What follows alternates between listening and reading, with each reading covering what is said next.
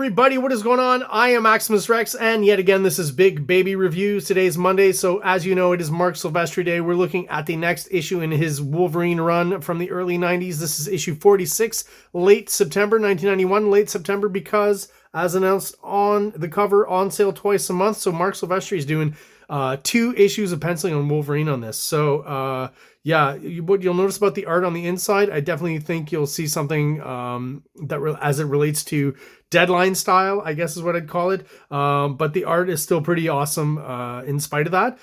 If you look at this cover starting off, it's a little bit different. We've had a Silvestri inked cover. Most covers before that and after were kind of inked by the regular inker on the inside, Dan Green. This one is inked by Hilary Barta. Definitely a different style, but still pretty true to the pencils. I would say the differences are maybe in some of the lines here on the face were a little thinner, maybe not as bold in some of the texture work. But I mean, it definitely works with Marc Silvestri. Marc Silvestri is a great artist, so I figure that most inkers can gel well with him. He's got kind of, you know, the Buscema influence is lightened a bit and is not so obvious, but he's got kind of that ability to create, I guess, kind of pencils that are easily interpreted, I guess, is maybe the best way to say it. So that's it for the cover. I mean, it's a pretty standard thing. Wolverine's looking like Wolverine as he should. Angry, mouth open, agape, and claws out. So cool looking there. Sabretooth, you'll see, is not quite as consistent, I guess I'd say, over the course of this series. He's kind of, his look has differed. Again, is that because the deadline, inker interpretation? Not quite sure, but there's instances on the inside I'll show you and talk to you about when we get to those. So there's all I have to say for the cover. Let's crack her open, have a look inside. Once again, I mentioned it in the McFarlane review, the last one on Friday. This issue here has exactly that same, what I, for lack of a better term, what I call quality newsprint. It's a bit thicker. There's like, it's not quite as textured. It's a little bit smoother. And this is kind of my favorite production value. We're getting it on Spider-Man. We're getting it on Wolverine here. Just great. Just great. Weird kind of tangent here in the art. I'll just start off that way. Great splash page. You know, the layout, the composition in this comic is great. Like I said, some of the finish maybe is a little rougher than usual. And the likeness of Sabretooth, right? If you look at him here, like that's, I mean, maybe the front, Silvestri draws him with like this huge kind of ear that's way up high. And I think it just, I've never really associated that with Sabretooth. Like the ears, I felt like most times before the Sabretooth, you just didn't see his ears. His mane or his hair is long enough where it just kind of covers it up. So just a little bit odd in the Sabretooth interpretation all throughout this issue. And a slightly weird tangent here. I mean, I could almost kind of believe that this is Wolverine's hand here with the claw, but that's also Wolverine's left hand there. So a little odd, but not the end of the world. Credits: Larry Hama script, Marc Silvestri pencils, Dan Green inks, and Steve Buccellato coloring. If you know how to pronounce that, it's an ongoing debate. Throw that in the comments there. Okay, so as I mentioned with Dale Keane on Wednesday, I'm starting to see, even here with Marc Silvestri, kind of a cutting down of the panels. You know, pages just tend to have less panels overall, but still within a range that I think doesn't sacrifice any of the storytelling. Just starting to see maybe some of those principles of anchor images in Marc Silvestri's work as well. Like I said, anchor images will become very popular with the Image crew. Marc Silvestri will be part of those guys. So you start to see it here. I mean, if I start by looking at these 2 pages, I guess I'll start here and talking about the idea of an anchor. You could almost argue that this page is full of anchors, right? They're all cool shots, I gotta say, honestly. I like the wolf here, which is pretty cool looking. This whole forced perspective, foreshortening on Wolverine with his claws, cutting through Sabretooth's face, even though we don't really see, we just see a bit of blood here. And into the next panel, I think is cool. This whole panel too, very action-packed. I think looks great. Again, weird Sabretooth with the faraway pointy ear here again. Here, Sabretooth, I feel, looks like Sabretooth, right? That's kind of the vibe I get. Maybe slightly Jim Lee-ish, but definitely more on model here. I think as soon as you show his ear already, it kind of throws it off a bit. Anyways, maybe the nose could be a bit shorter here too, as opposed to where here I think it's that just short enough. Anyways, back to this anchor idea, anchor panel. probably this panel here on this page, right? So you have multiple here, but here you have one cool shot down here and not too many panels to go through. Here's kind of a bit of a flashback to a prior issue that we looked at with the Hunter, so the Hunter in Darkness, I think his name is. Wolverine obviously helped him out, got his leg out of the trap here and saved him. So he remembers, so he's helping him out is what Wolverine's realizing here. He remembers that Wolverine helped him out. Jubilee joins the action. Jubilee, I found out later, and I can't believe I never realized this when I was younger, but is basically kind of a homage ripoff of Carrie Kelly Robin from Dark Knight Returns, the girl Robin. So, you know, some of this is reminiscent, I think, a little bit of Dark Knight, or even maybe a callback to the Batman TV show when they're walking on the side of the building and stuff. I might be reaching there. But definitely some Dark Knight vibes with Jubilee here. I see it more now. So I'm not quite sure why Wolverine passes out here. Maybe he's been drugged already, because I know later on he will be drugged. I'm not 100% sure. Great silhouette here. Could have been more obvious. Maybe the third... there's a third silhouette there that's Sabretooth, right? Lady Deathstrike's pretty clear. Hunter in Darkness as well. Sabretooth could have been a bit more obvious, but within the story and the flow of continuity, you do understand that he is there. Jubilee throws a bit of light on the situation, so just visually, you know, a fun thing to draw, I would think, to have characters almost all pretty much in silhouette here, and then to light them up kind of in a similar, almost similar pose. Just a fun bit of storytelling there. Before Wolverine joins the action, we move on to the B story with Albert and LCD. He's building back her body back up. She's a young, looks like a young girl, was basically a cyborg, a little robot that originally back in a few issues back was meant to kill Wolverine, but she couldn't follow through with it. Back to the Wolverine story, just a very bold choice of blue in the back here, and the fact that no variation is used between the figures and the background. So a little odd. I don't know if that's a mistake. I kind of like it. There's just something about it that's different, and like, you know, you have to look, you know, and of course a lighter color or contrasting color would have made these figures pop out way more, but there's something I like about it in a weird way, even if it is a mistake. Maybe coloring these foreground elements here of the chimney that same blue hue, that I would definitely change. That's maybe doesn't work so much.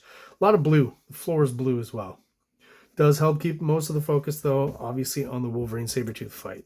So Wolverine, or Sabretooth rather, sorry, you know, comparing these two faces already here, they're changing from one panel to the other. I mean, I kind of like that hook nose kind of look on Sabretooth that he's kind of got going there. In this shot in the profile, Silvestri does a great profile if we compare with like Liefeld. I'm not sure about this shot. Like all of a sudden he looks quite a bit younger to me compared to here, right? And compared to here. Yeah, just very inconsistent in this issue. Our sniper lady shows up, right? She's supposed to be meant to be killing the Hunter in the Darkness, but she shoots and I guess in this case hits Lady Deathstrike. She falls off.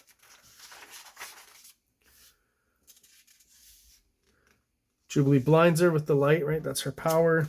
And here's, again, what shining a light on the situation and shining a light on Sabretooth, just way off model here. I don't know what it is. Like there's shadow instead of his sideburns, the ear, his head is just, you know, the mane should be a little more wild, a little thicker. His head gets cut off here. He's got a weird, yeah, like there's a part of top of his head missing. So I think the art is great throughout the issue. Overall, the storytelling, all that, Silvestri is still strong. But there's little things like that that are kind of telltale signs of a deadline issue, right? Again, he's drawn 2 of these a month, so used a stat here, and then used it here. Great anchor shot here. Wolverine looking awesome. You know, great rendering and stuff. Hatching. Everything looks cool here. So basically Wolverine and Sabretooth have been shot up with some drugs here. That's what they're talking about here. So all of a sudden their vision starts going weird, and this character who's there to kill them, right, or wants to try to kill them at least, they start having a kind of visual hallucination that she looks like this guy here, right? That's what they're seeing now, and they're tripping out. Another bad kind of representation of Sabretooth there, I think. And we get some more backstory to our shooter here. More stats with the bullet here as well. And then you get to see kind of what Sabretooth and Wolverine are seeing because of the hallucination, because of the poison, right? It's kind of a hint of what's to come with the later storyline, where we're going to get more information about Wolverine's backstory and more insight, at least a little bit more insight into Weapon X and the Weapon X program. So it's kind of like they're hallucinating some of the experiments and procedures that were done on them with the, you know, I don't think Sabretooth specifically at that time. Yeah, he was part of the same program. I think that's part of continuity. Anyways, they're kind of seeing weird psychedelic visual hallucinations of you know, the mechanics and the technology that was used for the process of lacing Wolverine's bones with adamantium. Jubilee jumps in to save the day, stop her from shooting the crap out of Wolverine and Sabretooth, I guess. And you know, Sabretooth here kind of offers up to Wolverine, like, the hell with all this stuff, let's get out of here, buddy. And like, he's like, what? And the partner, what happened to Sonny Boy? So Wolverine's having none of it. Saves Jubilee from a beating with the gun, and basically punches out our sniper here. Not very PC for 2024. We get some more cool shots here. I mean, I would say this is a very almost proto-image kind of page. If not in the finish is still a bit rougher art-wise, but at least in the layout and the composition. Although, again, if I'm talking about the anchor, this is definitely a pretty cool panel here. Good shot of Wolverine and even this profile here. So you kind of have two there. So you're starting to see, like I said, proto-image layout pages in their work. I mean, this is issue 47 of Wolverine, if I'm not mistaken. Like, Silvestri probably by this point has already started some kind of work on Cyberforce. And if I'm not mistaken, I could be wrong, but I feel like he did work on Wolverine and Cyberforce at the same time. Just kind of like how Eric Larson, even while he was working on the beginning of Savage Dragon, the first few issues, some Spider-Man issues, I think, did come out the same month as Savage Dragon #1. I think so. And we move just for the end back to our Albert and LCD story, and we kind of get a mix of A story and B story because the Hunter in Darkness apparently has made his way into the sewers and has, I guess, hunted and killed one of these albino alligators, right? If I didn't know from the previous storyline, I might be curious as to what that is, but yeah, that's an alligator that is white, an albino. And there's just some kind of, I don't know how to say it, like cheeky or a little funny about this panel. Still some great storytelling, some great art. There's a bit of, again, I've talked before in the past on earlier issues of Wolverine that Silvestri showed a lot of Buscema influence and a lot of Mignola influence. I think this panel here kind of just brings back Mignola for like a panel, right? There's just something about it that's, you know, a little simpler, a little more angular and cut out, and that really, to me, harkens back to Mignola style in around this time as well, like 89, 90, 91. And to be continued, not in the next issue, which is a fill-in. I'll be jumping on, this is 47, so issue 49. We're going to be skipping issue 40. Let me confirm that, because I feel like I'm getting that wrong. Sorry, this is issue 46. We'll be skipping issue 47, which is a fill-in, and going straight to issue 48, which is really the next part of this chapter. Next chapter of this story. I think I got it right. Hopefully that was understandable. Just going to mention real quick, I did not see this ad originally because I collected Wolverine in a weird way. I'm not quite sure. I can't remember back then, but like I got issue 42, 43, and then I kind of stopped. I only got a few issues then, and I believe maybe it has something to do with X-Men coming out, and I started collecting X-Men, and I had, you know, at that age, 10 years old when this stuff was coming out, I had a limited budget, so maybe I decided to drop Wolverine to be able to afford X-Men. I'm not quite sure. It's a little foggy, can't remember. But not having seen this ad, having just discovered X-Men #1 on the magazine rack at the corner store I used to go to at that time, I was amazed by the artwork and stuff. And, you know, this is definitely a good preview of what you're going to get in that first issue of X-Men. Eventually, I will be getting to do some Jim Lee runs. He's also someone who I think hit his kind of peak style probably in and around X-Men #1 all the way to, you know, that the end of that first Wildcats miniseries. After that, it kind of, to me, dropped off a little bit with Jim Lee. Anyways, we'll in the future be looking at some Jim Lee for sure. Don't know what this is. Never heard of it.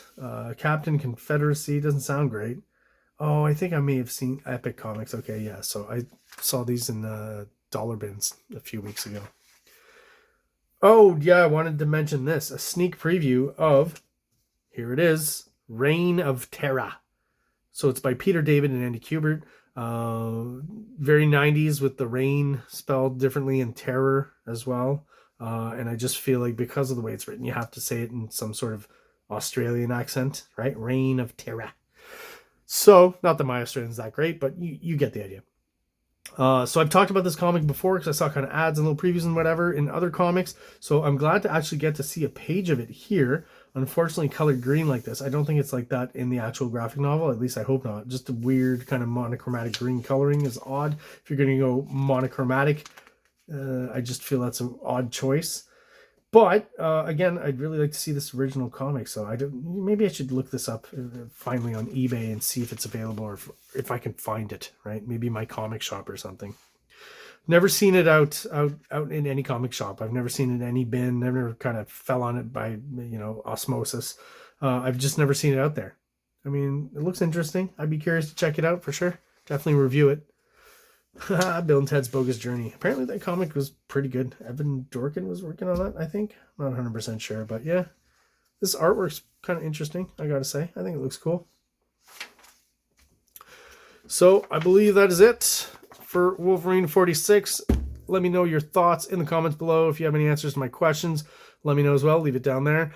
If you're not subscribed to the channel yet and you like the videos that I'm putting out, please subscribe. It really helps us out and helps get us out there to other people who have the same interests. Thank you guys for watching. Hope everyone out there has an awesome day. Like, subscribe, like, subscribe. King Comics presents Big Baby, Volume 1, Issues 1 to 13, 204 pages of story and art. King Comics also presents Star Crasher one-shot, 32 pages, cosmic sci-fi surrealist adventure. You can find these fine comics at KingComics.CA, at MaximusRex13 on Instagram, or on Facebook, MaxRex or Big Baby.